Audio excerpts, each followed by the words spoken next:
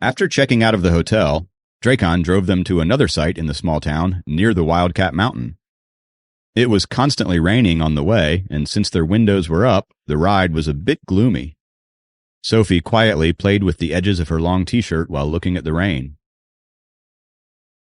She changed to a different style of clothes than what she usually wore because the weather was a bit chilly today.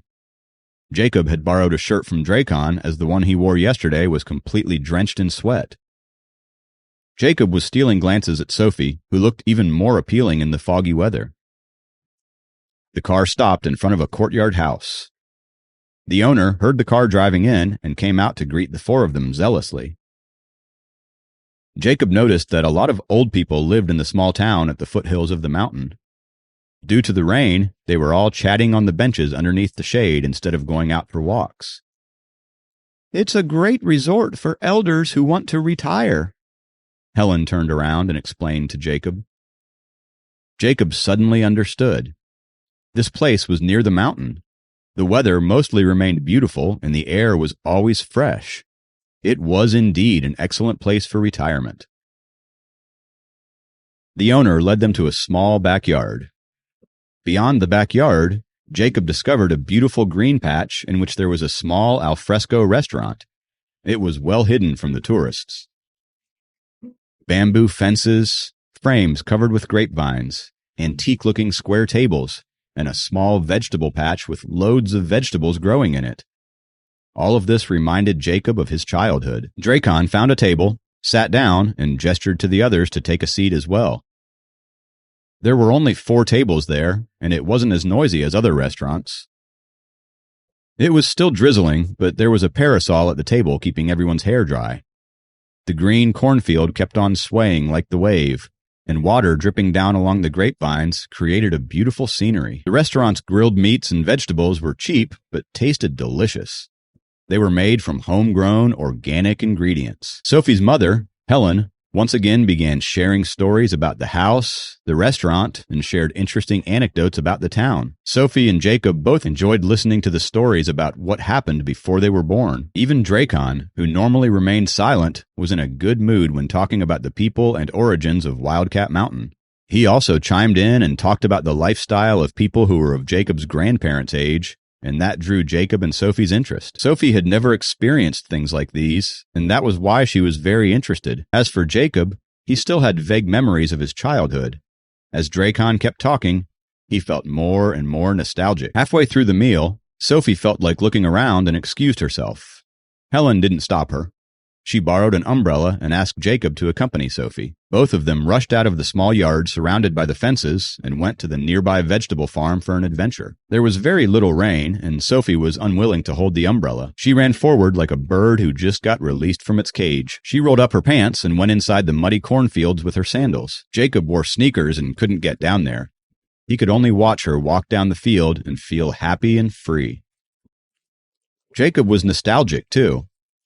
He remembered going to his grandparents' place in the countryside when he was young, and the countryside at that time was fairly similar to the scenery he was at right now. It was a pity that with the expansion of the city, the countryside was replaced by reinforced concrete, which later became factories, warehouses, and harbors. Sophie's feet were both covered in mud. She finally finished playing in the fields and returned happily to the ridge that Jacob was standing on. Due to the narrowness of the ridge and the slippery mud, she was unable to keep her balance and had to hold on to Jacob. Jacob grabbed her, and they both smiled at each other. They were clearly infatuated and somehow didn't want to hide it anymore. Plus, they were happy being in the countryside. They didn't even get a chance to touch the soil when in the city, so playing the fields felt like a dream come true. The tall cornstalks seemed to separate this field from the world outside, and they felt like they were in their own private world. Jacob looked up, and the chilly rainwater hit his face as he looked at the blue sky. Sophie looked down and smelled the refreshing soil that was drenched in rain. She heard the critters making sounds and smiled. "Let's go check the front, too," Sophie said capriciously as she grabbed Jacob's arm and dragged him along. It was rare for her to enjoy the real happiness of the countryside. How could she go back so easily?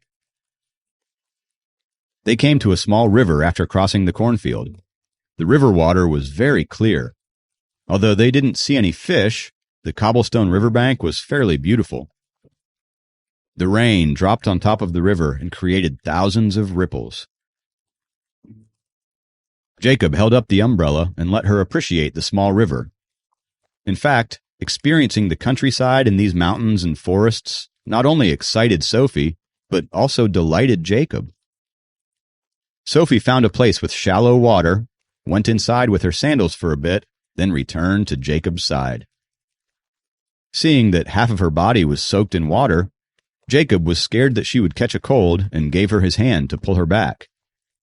She dragged him towards her instead, and he fell in with a splash. They both laughed loudly and stayed in the water, still holding each other's hand. As they walked back, Sophie continued to breathe heavily along the way, as if she wanted to carry the mountain air with her. They were smiling as they made their way out and returned to the restaurant where Dracon and Helen were waiting for them. Helen didn't blame her daughter when she saw her whole body covered with mud. Instead, she took out a napkin gently and wiped off the rain from her forehead. "How was it?" Dracon asked Jacob. "Pretty good. It's very rare to experience the feeling of the countryside," Jacob replied.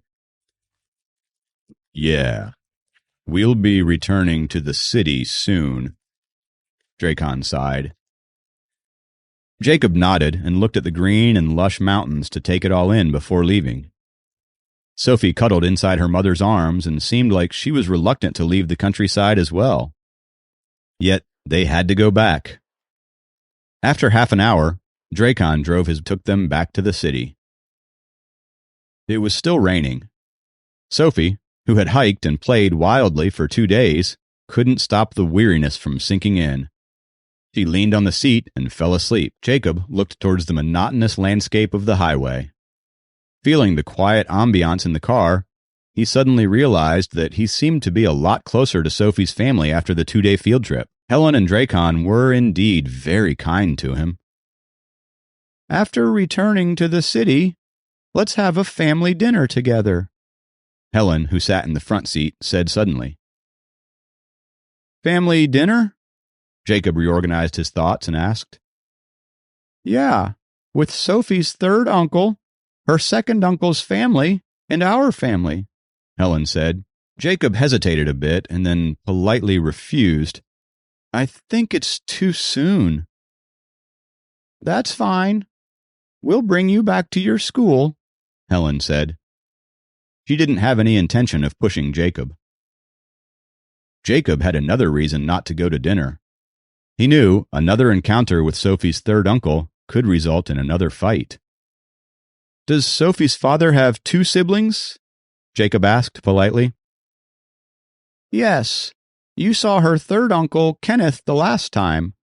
He isn't married and has always been single," said Helen. "Why, what a shock," thought Jacob.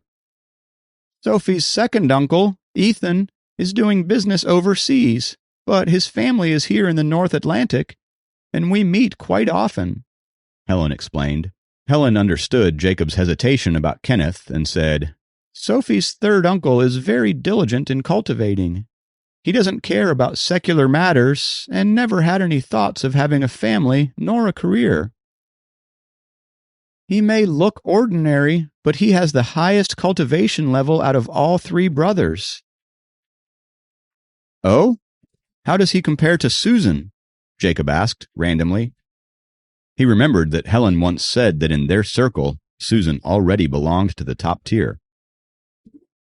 Helen smiled and said, "Even 2 Susans can't beat 1 Kenith." Jacob's mouth fell open. If Elder Liam couldn't beat Susan and 2 of her couldn't beat Kenith, that meant that Sophie's third uncle had immense power in the Dragon Clan. As for a person like me, who is still a newbie struggling with the beginner's cultivation technique, Sophie's third uncle could pinch 100 of me into fine powder.